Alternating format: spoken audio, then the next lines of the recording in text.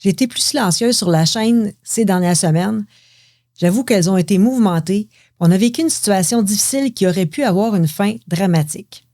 Sylvie Ferland, fondatrice et enseignante chez Zoothérapie Mauricie, aujourd'hui, je te raconte ce qu'on a traversé avec Jiminy, notre cheval miniature, une expérience qui, malgré mes années d'expertise, m'a encore beaucoup appris et que je crois essentiel de partager avec tous ceux qui travaillent ou rêvent de travailler avec les chevaux. Ce soir-là, la lumière tombait sur le paddock comme une couverture orange, puis Jiminy, mon cheval miniature, allait toujours pas mieux. Depuis le matin, il montrait des signes de colique. Colique qui est le terme général qui désigne toute douleur ou dysfonctionnement au niveau abdominal du cheval, le plus souvent causé par un ralentissement ou un arrêt du transit intestinal, mais qui peut avoir des origines diverses, autres qu'abdominales. Donc, dès ce vendredi matin, je vois qu'il a mal au ventre. Il se roule fréquemment au sol, reste parfois sur le dos, les 4 pattes en l'air. Bref, ça va pas. J'appelle la vétérinaire d'urgence pour assurer un suivi. Je le fais marcher en attendant, pratique qui est usuelle pour relancer le transit intestinal, puis j'observe s'il passe des crottins, parce que c'est ce qu'on souhaite. Je prends sa température, elle est un petit peu plus élevée que la normale. Je le place dans un box sécuritaire avec de l'eau, mais sans nourriture. On doit savoir ce qu'il y en est. Il faut l'empêcher de manger. Ça aussi, c'est une pratique usuelle. Il existe plusieurs types de coliques. Alors, le mot d'ordre, c'est vraiment pas de nourriture tant qu'on n'est pas certain que le mouvement intestinal est repris. La vétérinaire vient à la maison et fait des tests pour éliminer la possibilité d'une infection. Résultat négatif. Il reçoit une légère sédation. Puis, comme c'est un mini, c'est difficile de palper pour détecter un blocage. Donc, on passe à l'étape suivante qui est l'intubation pour administrer eau et huile minérale. Ensuite, on installe un cathéter pour le mettre sous soluté parce qu'il est un petit peu déshydraté. Il n'accepte pas de boire. Il veut manger, mais il ne veut pas boire. Donc, le soluté va aider. J'ai la consigne de le faire marcher aux heures, ce que je m'empresse de faire, mais on va apprendre par la suite qu'il aurait dû être au repos complet. À la fin de la journée, Jiminy n'a toujours pas uriné, malgré un gros bolus de soluté qui est administré. Les effets des anti-inflammatoires se dissipent, puis les douleurs abdominales reprennent. Toujours pas de crottin. Pour moi, c'est pas normal. La fréquence cardiaque recommence à grimper, tout comme la fréquence respiratoire. Là, il tente d'uriner, rien. L'état s'améliore vraiment pas assez vite à mon goût. L'inconfort demeure. Je connais le tableau, surtout que je veux pas rater quelque chose. Donc, j'embarque Jiminy, direction l'hôpital de Saint-Hyacinthe. Puis honnêtement, sans ce départ-là, on l'aurait perdu. Diagnostic, rhabdomyolyse. Un diagnostic qui aurait pu passer sous le radar si la décision de se déplacer n'avait pas été prise. On en a pourtant vu d'autres, là, des situations de crise, on en a géré des coliques et autres. On a presque toujours tout fait à la maison, mais cette fois, il y avait quelque chose de différent que je ne pouvais pas nommer, mais j'étais vraiment mal à l'intérieur de moi. Pourquoi raconter ça? Parce que tout ce qui arrive à nos animaux a des répercussions directes, non seulement sur nos activités de zoothérapeute, mais aussi sur nos vies. Je cumule plus de 25 ans d'années sur le terrain. J'ai encore appris dans cette histoire-là. Fait que si tu travailles avec des chevaux ou tu comptes le faire, tu dois connaître la rhabdomyolyse, savoir la reconnaître vite et agir avec sang-froid. Alors, c'est quoi la rhabdomyolyse ou le tying up? En bref, c'est une dégradation aiguë des fibres musculaires. Les cellules musculaires se brisent et relâchent leur contenu dans la circulation sanguine, dont la myoglobine. Cette myoglobine peut surcharger les reins et va surcharger les reins. Ça cause des dommages qui peuvent être potentiellement graves et irréversibles. Chez le cheval, ce qu'on parle plus souvent, comme j'ai nommé plus haut, le tying up, c'est un nom que tu vas entendre. Tu vas entendre myopathie d'effort, myosite ou la maladie du lundi. On dit maladie du lundi parce que ça survient souvent après une grosse fin de semaine de compétition où le cheval a fait de gros efforts musculaires. Un peu comme si toi, si tu t'étais entraîné trop fort puis que tu souffrirais de courbatures intenses.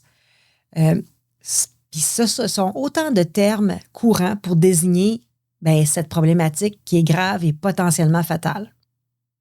Les signes d'alerte fréquents, raideur subite, surtout des masses musculaires de la croupe de l'arrière-train, démarche à petits pas, refus d'avancer, position figée, les muscles chauds, durs, parfois il y a des tremblements musculaires, il y a une douleur à la palpation, respiration et fréquence cardiaque augmentée. L'urine aussi va être plus foncée, elle peut avoir une teinte rougeâtre, brunâtre. Il va aussi y avoir de la transpiration inhabituelle pour l'effort fourni, puis souvent un refus de s'alimenter. Ce ne sont pas toujours des feux d'artifice cliniques, là. Parfois, c'est subtil, puis c'est précisément là que tu dois être vigilant. Dans le cas de Jiminy, à part des signes de colique, il ne présentait pas les signes classiques de rhabdomyolyse. Quand je le faisais marcher, il se déplaçait de façon volontaire et la vétérinaire m'avait même conseillé de trotter un peu pour aider le péristaltisme intestinal. Alors, on a trotté tous les deux autour de notre énorme enclos où on se promenait. Il faut savoir que Jiminy, c'est un petit cheval très volontaire. Hein? Il veut faire plaisir.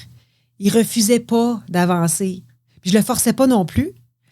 Mais là, ce qui arrive, c'est que trotter active la contraction d'un muscle qui est déjà en dégradation. Donc, en bougeant, on accélère la dégradation et l'accumulation de toxines qui cause et aggrave l'atteinte rénale. Alors, le jour J, la décision d'aller à l'hôpital, à Saint-Hyacinthe, l'équipe prend Jiminy en charge rapidement. Bilan sanguin, hydratation par intraveineux, gestion de la douleur, repos strict, surveillance rénale, électrolytes. On confirme le tableau clinique, puis on ajuste les fluides, on protège les reins, on calme l'inflammation, on surveille l'urine. On évalue aussi ensemble les facteurs déclencheurs possibles.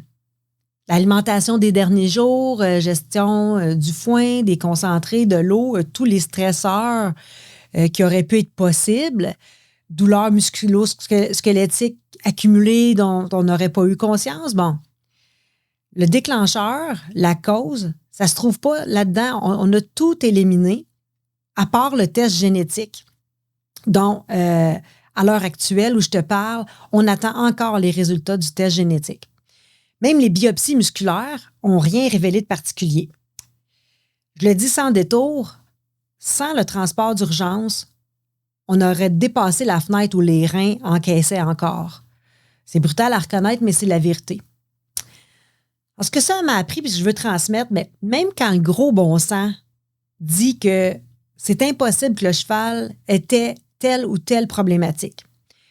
C'est certain aussi que le vétérinaire de terrain ne va pas nécessairement y penser quand c'est quelque chose qui est impossible dans la littérature parce que rien n'était typique aussi dans notre cas avec Jiminy. Parce qu'en plus, bon, on ne voit pas ça chez les miniatures, parce qu'il ne fait pas de travail intense, parce qu'il est au foin sec, parce qu'il n'y a pas eu de changement stressant. Il vit avec ses 3 amis. Puis même si rien pointe vers la rhabdomyolyse, il faut garder en tête un doute puis une porte ouverte sur différentes possibilités. Alors, quand un animal ne va pas bien, moi, mon conseil, c'est explore toutes les pistes, même si elles sont minces. Tu sais, personne n'y croyait à la rhabdomyolyse, même à l'hôpital, où c'était du jamais vu. Tu sais, les vétérinaires font de leur mieux, puis ils recommandent selon leur expérience terrain, mais aussi selon les données scientifiques actuelles. Mais tu es la personne qui connaît le mieux ton animal. Il y aura toujours des cas qui sortent de ce qu'on a étudié jusqu'à présent. Fait que si ton instinct te parle, ose en discuter, ose agir, même envers et contre toutes les attentes ou les règles écrites. Puis comme on voit rarement cette situation, Jiminy défiait les standards. Il a d'ailleurs été la vedette du secteur à l'hôpital. Il a été hospitalisé pendant 8 jours. Tout le monde est passé le voir durant son séjour. Bon, il faut dire aussi qu'il est quand même assez attachant. Alors moi, ce que j'ai envie de te dire aussi, c'est ton protocole d'urgence doit être prêt. écrit et répété dans ta tête. Parce qu'on ne trouve pas ces choses-là au moment où le feu est pris. Puis ce que ça change concrètement, ben, comme pour nous, c'est de revoir notre protocole d'urgence, justement. Tu sais, les numéros de téléphone accessibles, la clinique vétérinaire, les personnes ressources, ton vétérinaire principal avec les dossiers qui sont déjà ouverts pour chacun de tes animaux aussi. Si tu n'as jamais fait ça préalablement, ouvrir un dossier médical puis avoir un suivi, tu n'auras pas de vétérinaire là, d'urgence. Les contacts de relève. Tu sais, des gens capables de venir s'occuper de tes autres animaux pendant ton absence. Si c'est le cas, un kit d'urgence que tu as monté avec ton vétérinaire. Et surtout, c'est bien beau un kit d'urgence, mais il faut savoir utiliser ton matériel d'urgence. Il faut savoir aussi lire les constantes. Tu vas rire, mais savoir prendre et lire la température. Savoir prendre et lire le rythme cardiaque, le rythme respiratoire et reconnaître ce sont quoi les paramètres normaux, qu'est-ce qui est normal ou non. Puis toujours en gardant en tête aussi que les paramètres d'un cheval miniature vont être différents de ceux d'un grand cheval. Ce ne sont pas les mêmes. Alors en pratique, un protocole d'urgence écrit et affiché dans l'écurie, la remorque, une forme de checklist simple. Un kit de transport aussi qui est prêt en tout temps, là. Les coups, longes, couverture, quelque chose que tu sais que tu peux mettre de l'eau, tes lampes frontales, parce que oui, ça se peut que ça arrive à un autre moment qu'en plein jour. Comme si on avait attendu encore, on se serait retrouvé en pleine nuit. Le jour tombait.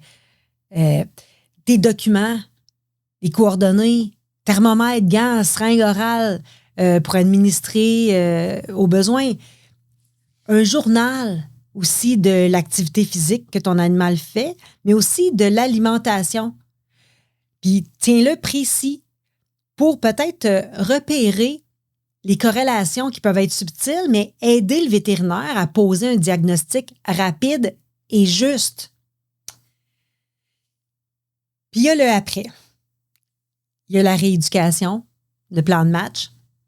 Tout ça dans une éthique. Alors, Jiminy, il a été stabilisé. Hein? On a reçu des recommandations claires pour la réintroduction de l'exercice, l'ajustement alimentaire. On doit tout réintégrer graduellement. La surveillance des paramètres, puis le suivi vétérinaire. Dans notre pratique, ce que ça veut dire, c'est une pause clinique. Là. Tant que le cheval n'est pas revenu à son confort de base, une reprise progressive, révision des plannings, briefing d'équipe. Qu'est-ce qu'on a bien fait? Qu'est-ce qu'on améliore? Puis qui fait quoi? Si jamais ça recommence ou on a autre chose, qui fait quoi? L'information au client. T'sais, on tient la ligne éthique. Le bien-être de l'animal va primer toujours sur les objectifs humains. Parce que c'est ça. C'est ça aussi la zoothérapie. La responsabilité qui vient avec l'amour de nos chevaux, mais on aime nos animaux. Mais aimer en zoothérapie, c'est protéger. C'est toujours d'accepter d'annuler une séance, de revoir un plan, parfois de décevoir un humain pour ne pas trahir un partenaire équin. C'est de se former en continu.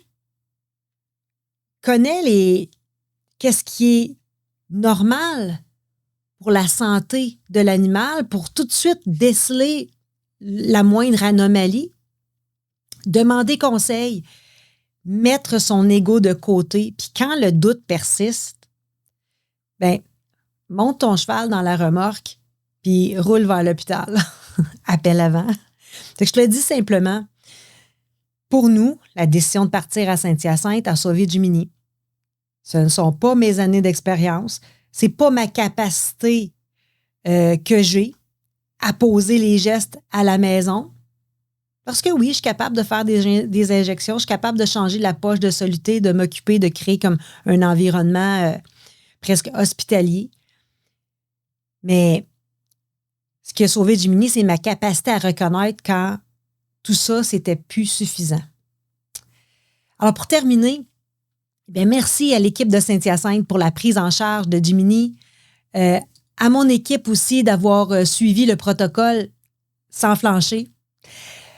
Merci à toi d'écouter, d'apprendre et maintenant de te préparer parce que c'est comme ça qu'on protège nos partenaires puis qu'on honore notre métier. Petite note importante, tout ce partage-là, ça remplace jamais l'avis vétérinaire, fait qu'en cas de doute, consulte immédiatement. T'aimes notre contenu? Bien, mets un pouce, abonne-toi à la chaîne pour soutenir notre travail.